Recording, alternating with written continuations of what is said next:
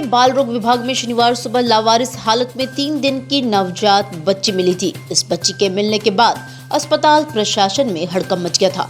Police और proctorial board को एक सीसीटीवी फुटेज हाथ लगा है। चीफ प्रोक्टर के अनुसार सीसीटीवी में बुर्का पहने एक महिला नवजात बच्ची को लेकर आती है और बच्ची को ब्रांच पर रखकर चली जाती है।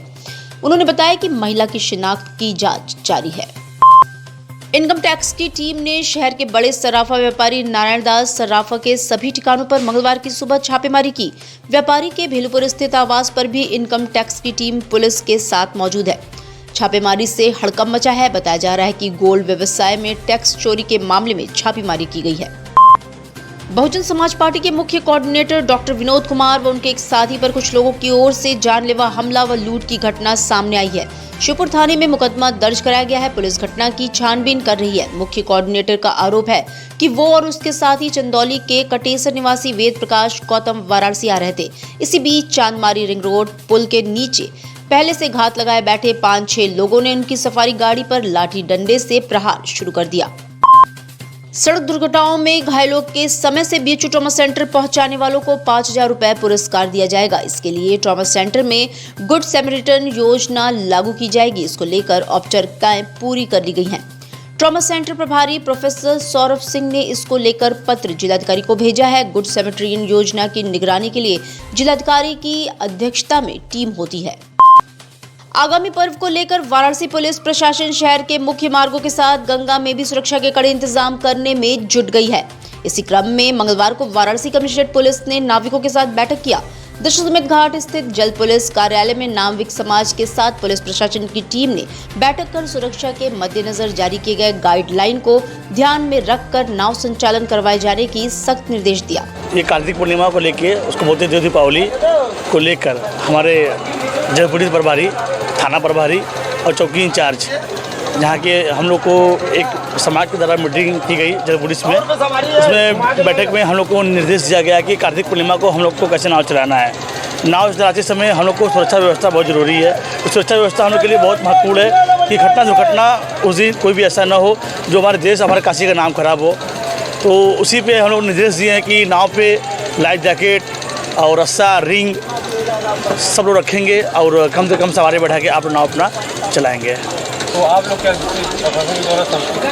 हम लोग संतुष्ट हमेशा भी थे और आगे भी रहते हैं, क्योंकि हम लोग इसी गंगा मैया में हम लोग का परिवार चलता है। इसी हम लोग का बातें खाते हैं। इससे हम लोग अपने परिवार का भरण पोषण करते हैं। तो हम चाहते हैं कि हमारे काशी का नाम ना खराब हो और घटना दुर्घटना हमारे काशी में ना हो जो हमारे काशी का नाम खराब हो। तो उनके बाद से आप जो आओ लोग नाव वाले हैं उनको क्या आप सर्विस देंगे चैनल के माध्यम से? देखिए, हम तो बताना चाहते हैं कि आपके चैनल के माध्यम से और हम अपने समाज के माध्यम से पूरे राजघाट से लेके रामनगर तक जितनी भी नाव चलती हैं कार्तिक पूर्णिमा के दिन, छोटी नाव, बड़ी बड़े मोटर बोट चलती हैं, सबको हम लोग निर्देश देंगे कि एक दिन की बात है, सुरक्षा व्यवस्था को देखते हुए अपना नाव चलाइए, कोई दिक्कत नहीं है। काशी हिंदू विश्वविद्यालय स्थित सिंह द्वार से फेलोशिप बढ़ाने की मांग को लेकर सैकड़ों की संख्या में शोधार्थी विरोध मार्च निकाला, जो बीएचयू सिंह द्वार से प्रारंभ होकर कुलपति आवास होते हुए हिंदी विभाग से बीएचयू विश्वनाथ मंदिर सेंट्रल ऑफिस पहुंचा, जहां पर छात्रों और डिप्टी चीफ प्रोक्टर से वार्ता के बाद बात नहीं बनने पर छात्र सेंट्रल ऑफिस के पास धरने पर बैठ गए। इसके पहले हम लोग वाइस चांसलर को जो है ज्ञापन दिए थे, लेकिन वाइस चांसलर ने कोई एक्शन नहीं लिया। इसके विरोध में हम लोग जो है विरोध प्रदर्शन कर रहे हैं। 22 साल से जो है 8,000 जो है 20 साल से पैसा नहीं बढ़ा है, जबकि हम लोग 34 लैब में काम करते हैं और गुणवत्ता जो है उससे 8,000 में अच्छी एक्सपेक्टेशन हमारी यूनिवर्सिटी की रैंकिंग हमारे शोध काम सुधर रही है, लेकिन शोधार्थियों का जीवन अवस्था वैसा ही है। हमें आर्थिक कोई सुरक्षा मुहैया नहीं है। इस उम्र में हमें केवल 8,000 दिया जाता है, क्योंकि हम लोग के लिए बहुत बड़ा ये यूनिवर्सिटी के लिए शर्मनाक बात है। और यूनिवर्सिटी से ज़्यादा पैसा देती है, यूनिवर्सिटी की पहचान हमसे है। हमें जो है कोई भी आर्थिक रूप से सहायता नहीं दी जाती, केवल 8,000 दिया जाता है, जो कि नाम मात्र है। कैंटीन का पैसा, हॉस्टल का पैसा, मेस का पैसा सब लगातार बढ़ता जा रहा है, महंगाई बढ़ती जा रही है, लेकिन हमारे पे हमारे वाइस चांसलर कोई ध्यान नहीं है, जबकि हमारी यूनिवर्सिटी को बहुत सारी फंडिंग मिलती है। उससे अगर वो चाहे तो हमारा जो है स्कॉलरशिप बढ़ा सकते हैं। पर्यटकों का सबसे पसंदीदा क्षेत्र बन चुका गदौलिया में आज भी दुश्वारियों का अंबार लगा हुआ है। नगर निगम की अनदेखी की वजह से लोगों में रोष का माहौल है। गुदौलिया चौराहे के पास एक ऐसी ही दुश्वारी से आए दिन लोगों को रूबरू होना पड़ता है। दरअसल गुदौलिया से सोनारपुरा मार्ग पर स्थित ठंडाई की दुकान के समीप सालों से सीवर का गंदा पानी बह रहा है। भैया जी सीवर नहीं है, पानी एकदम जाम है, दुनिया भर का ग्राहक को बहुत तकलीफ है। इसमें मोदी जी का क्षेत्रीय है, योगी जी आते हैं देखते भी नहीं है, चुपचाप से चला जाते हैं। नगर निगम में कितनी बार शिकायत भी करा, उसकी कोई सुनवाई नहीं हुई अभी तक। जब योगी जी आते हैं तो नगर निगम से फ़ोन आता है, हो जाएगा। आज जो 2 साल से ऐसे पड़ा हुआ है एकदम। जनपद की नगरीय प्राथमिक स्वास्थ्य केंद्र बेनिया करीब वर्ष 2015 से किराए के भवन में संचालित की जा रही थी, लेकिन मंगलवार को उसे खुद का भवन मिल गया। नगर निगम के दशरथ जोन स्थित बेनिया बाग मैटरनिटी हॉस्पिटल करीब 20 वर्षों से बंद पड़ा था, जिसके मरम्मत का कार्य पूरा कर नया भवन तैयार किया गया है। क्षेत्रवासियों को चिकित्सा व स्वास्थ्य सेवाओं की आवश्यकता थी। इसी को देखते हुए पीएससी के नए भवन का लोकार्पण पूर्व मंत्री व शहर दक्षिणी विधायक डॉक्टर नीलकंठ तिवारी ने किया। वो इसमें से अगर सही मिनटे तो मैंने भी कई लोगों से बात की तो अधिकांश लोग इसी अस्पताल में पूर्व में यहाँ जन्म लिए, तो ये एक इमोशनल अटैचमेंट सभी का है। और पूरे इस इलाके में जितने भी अंदर मलिन बस्तियाँ हैं उन सभी के लोगों को लगभग आसपास के परिधि में जो हमारे प्राथमिक स्वास्थ्य केंद्र के सभी लोगों को यहाँ पर लाभ मिलेगा।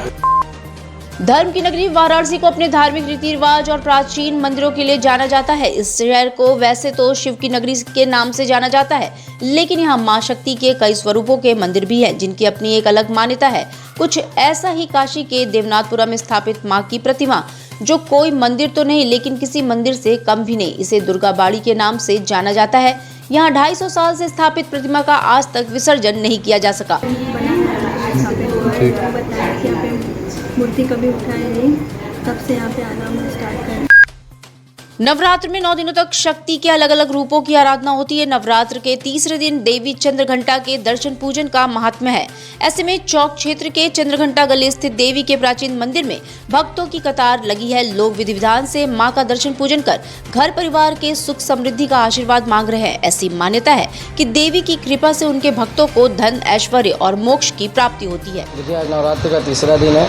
प्रथम शैलपुत्री, द्वितीय ब्रह्मचारिणी, तृतीय चंद्रघंटा।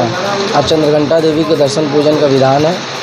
माता चंद्रघंटा का स्वरूप स्वर्ण के समान चमकीला है और इनके मस्तक पर अर्धचंद्र सुशोभित है। इनके 10 भुजाओं में अस्त्र शस्त्र एवं घंटियाँ हैं। भगवती चंद्रघंटा असुर दैत्यों का संहार अपने घंटे के नाद यानी घंटे की ध्वनि मात्र से ही करती हैं। और काशी के लोगों की विशेष मान्यता ये है कि यहाँ जब भी किसी के प्राण निकलते हैं, जब किसी का अंतिम समय रहता है, तो भगवती चंद्रघंटा उनके कंठ में विराज कर अपने घंटे की ध्वनि से उनको मोक्ष की प्राप्ति करवाती हैं। और आज नवरात्र के तीसरे दिन भक्त बड़ी संख्या में आकर मां का दर्शन करते हैं, नारियल, प्रसाद, चुनरी इत्यादि माता को अर्पण करते हैं और उनकी जैसे भी मनोकामना रहती है भगवती चंद्रघंटा सभी मनोकामनाओं को पूर्ण करती है। वाराणसी में शुद्ध शाकाहारी भोजन के लिए सबसे विश्वसनीय नाम है उडुपी टू मुंबई रेस्टोरेंट। काशी विश्वनाथ धाम आने वाले श्रद्धालुओं के लिए यहाँ मिलती है शुद्ध शाकाहारी भोजन की सबसे उत्तम व्यवस्था। कृष्णा धाम और दशाश्वमेध घाट के पास साउथ इंडियन, महाराष्ट्रियन और नॉर्थ इंडियन खाने की सबसे उत्तम व्यवस्था। Udupi to Mumbai restaurant, Varanasi.